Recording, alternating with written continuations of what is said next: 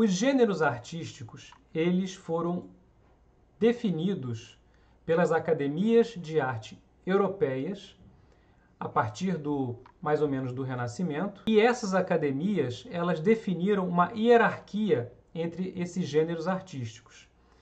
Bom, gêneros artísticos são categorias com características próprias, que eu vou falar dessas categorias daqui a pouquinho.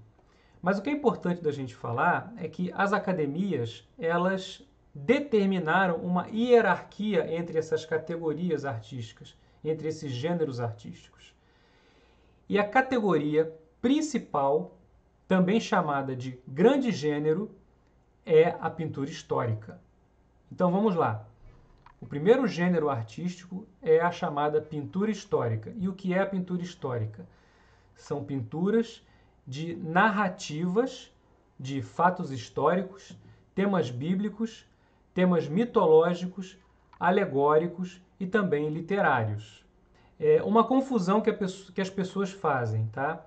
O gênero, ele se chama pintura histórica, mas esse termo pintura histórica se refere mais a um tipo de pintura que representa visualmente narrativas visuais, ou seja, histórias. Mas também, nesse gênero, há representações de pinturas que retratam passagens históricas, fatos históricos.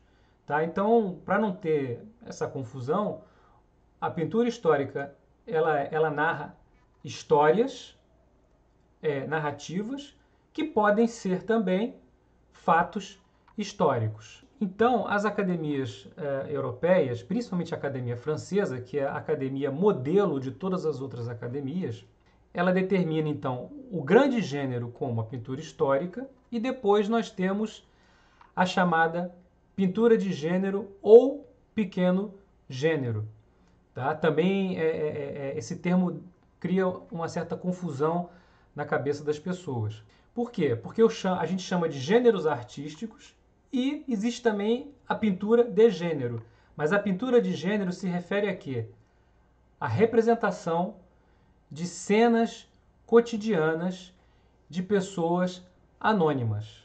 Então, se a pintura histórica, ela geralmente é feita por encomenda de reis, de pessoas poderosas, ou então de burgueses, a partir do Renascimento principalmente, as cenas de gênero, elas retratam pessoas anônimas e em seu cotidiano. Esse tipo de pintura de gênero, ela se desenvolveu muito a partir do século XVII na Holanda. Por quê? A Holanda foi um país que rompeu com o catolicismo através da Reforma Protestante.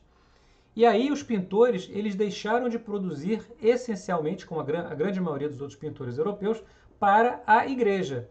Então o que acontece? Esses pintores, eles tiveram que se adaptar a essa nova situação e começaram a produzir para a burguesia local.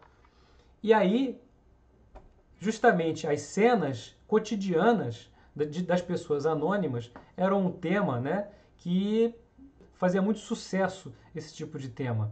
E então a pintura holandesa do século XVII, ela foi fundamental para a definição, né, e a popularização do chamado pequeno gênero.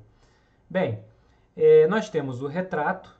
O retrato, ele é um gênero muito famoso. Enfim, nós temos retratos desde a antiguidade, mas a partir da Idade Média, principalmente no Renascimento, os retratos ganharam uma importância enorme, né? Principalmente para retratar as pessoas poderosas.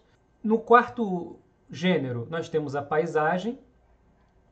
A paisagem é a representação do espaço geográfico e ele começa a ganhar destaque, ele começa a ser feito como o fundo das pinturas históricas, como plano de fundo das pinturas históricas, e também a partir do Renascimento, fins da Idade Média e Renascimento, ele começa a ter uma proeminência e ele passa a ser um gênero específico. E por fim, a natureza morta, que é a representação de objetos inanimados, né?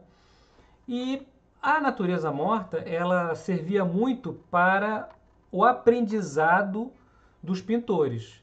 Então era um gênero muito usado para os artistas que ainda estavam em processo de aprendizagem nas academias.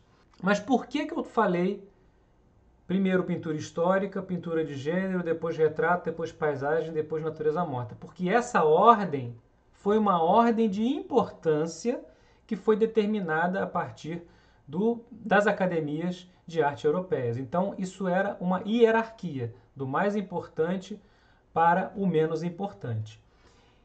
E a pintura histórica, gente, ela na verdade ela é chamada de grande gênero porque se considerava que a pintura histórica ela abraçava todos os outros gêneros. Então, um pintor de história ele era extremamente valorizado porque se considerava que ele tinha a capacidade de pintar, de trabalhar de forma muito competente todos os gêneros que a gente pode observar na chamada pintura histórica.